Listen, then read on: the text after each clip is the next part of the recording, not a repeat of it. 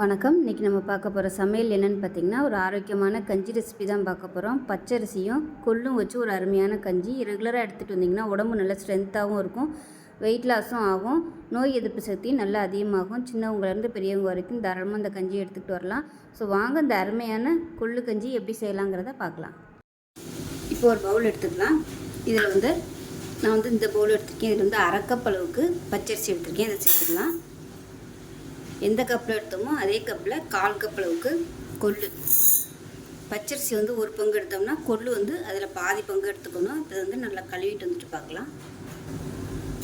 இப்போ பாருங்கள், நல்லா கழுவிட்டு வந்துட்டேன். இப்போ ஒரு ஜல்லடையில் போட்டு தண்ணி வடிய விட்டுக்கலாம். தண்ணி நல்லா வடியட்டுக்கப்புறம் பார்க்கலாம்.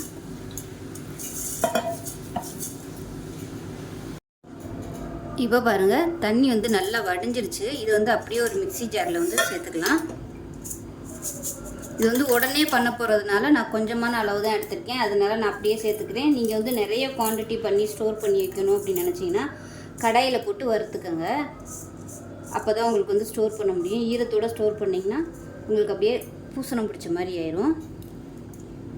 இதை குறைன்னு அரைச்சிக்கலாம். அரைச்சிட்டு வந்துட்டு பார்க்கலாம். இப்போ பாருங்கள், நல்லா அரைச்சாச்சு. ரொம்பலாம் நைஸாக இல்லை, அப்படியே கொஞ்சம் திரியாக தான் இருக்குது.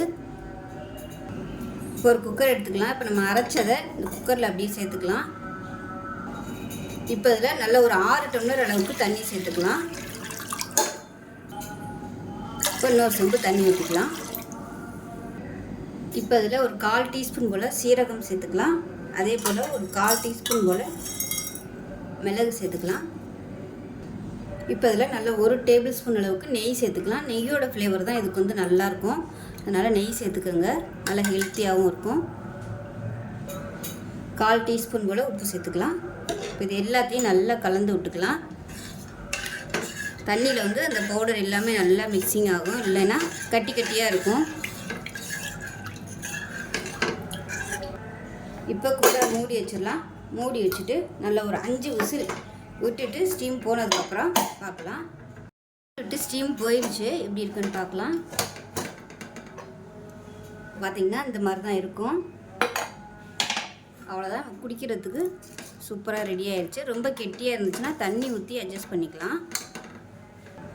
இப்போ இது ரொம்ப கெட்டியாக இருக்குது, அதனால் நான் தண்ணி சேர்க்குறேன். தண்ணி நல்லா சூடு பண்ணிவிட்டு தண்ணியை சேர்த்துக்கோங்க. பச்சை தண்ணி ஊற்றிட வேணாம்.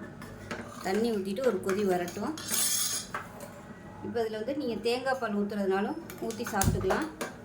தேங்காய் பால் ஊற்றுறதா இருந்தால் கேஸ் அமர்த்திட்டு ஊற்றணும், கொதிக்க விடக்கூடாது.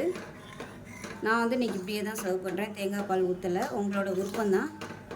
அவ்வளோதான், குடிக்கிறதுக்கு அருமையாக ரெடி ஆயிடுச்சு. இது ரெகுலராக நீங்கள் டெய்லி குடிச்சிட்டு வரும்போது உடம்பு நல்லா ஸ்ட்ரென்த்தாக இருக்கும். உடம்பு வலி, கை கால் வலிலாம் இருந்துச்சுன்னா அது நல்லா கேட்கும், நல்லா ரிலீஃபாக இருக்கும். உடம்பு நல்ல ஸ்ட்ரென்த்து கொடுக்கும். தசைகள்லாம் நல்லா ஸ்ட்ராங்காகும், வெயிட்டும் குறையும். சளி பிரச்சனை, ஆஸ்மா பிரச்சனை இருக்கிறவங்க இந்த மாதிரி கொள்ளு கஞ்சியாக எடுத்துகிட்டு வந்திங்கன்னா உங்களுக்கு நல்ல ரிலீஃபாக இருக்கும். ஸோ இதே மாதிரி செஞ்சு பாருங்கள். செஞ்சு பார்த்துட்டு எப்படி வந்துச்சுங்கிறத சொல்லுங்கள். வீடியோ பிடிச்சிச்சுன்னா லைக் பண்ணுங்கள், கமெண்ட் பண்ணுங்கள், சேனலை சப்ஸ்கிரைப் பண்ணுங்கள், பக்கத்தில் உள்ள பெல் பட்டனை ப்ரெஸ் பண்ணுங்கள். நன்றி.